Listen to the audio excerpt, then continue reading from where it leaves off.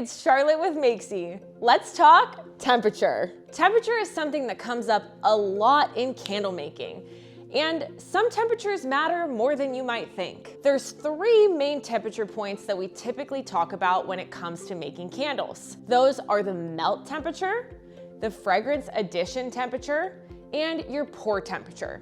So let's break down each one, what it means, and why it matters. First is your melt temperature.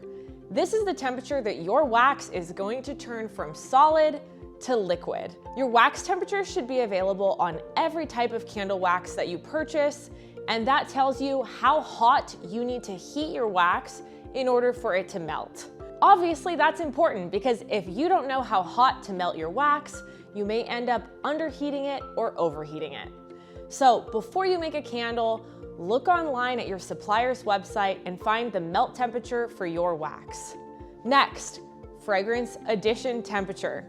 This one is a hotly debated topic in the candle industry. So the age-old question is, does it matter what temperature you add your fragrance to your candle wax? Yes.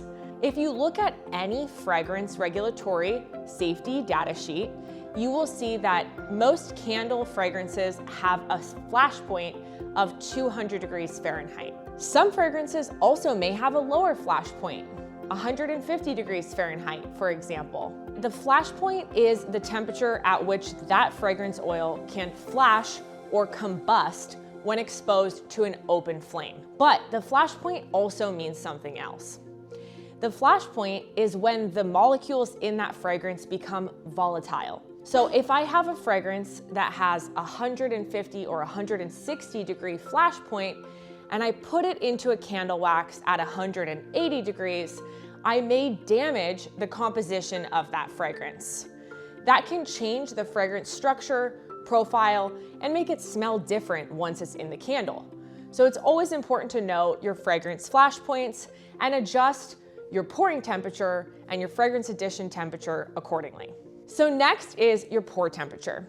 And as it sounds, that's the temperature that we are going to pour our candles. For virgin coconut soy, our #1 selling wax at Makesy, the pour temperature is between 170 to 180 degrees. Pour temperature matters because it affects how your candle cools, wax adhesion to the side of the jar, whether you have any wet spots or performance issues with the appearance of your wax.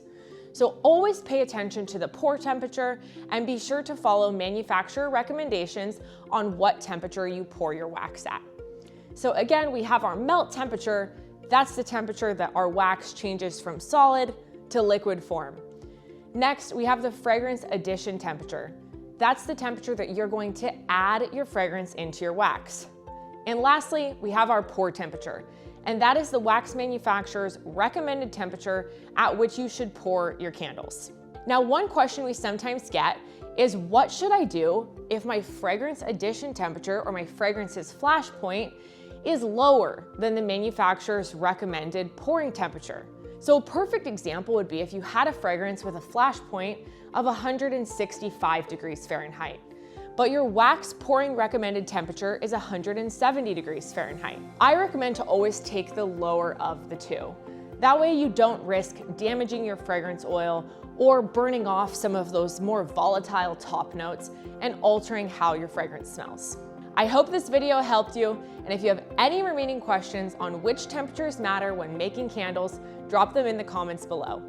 Thanks so much for watching, and be sure to subscribe to our channel to stay in the know on all the latest makers tips and tricks. Now go make it happen.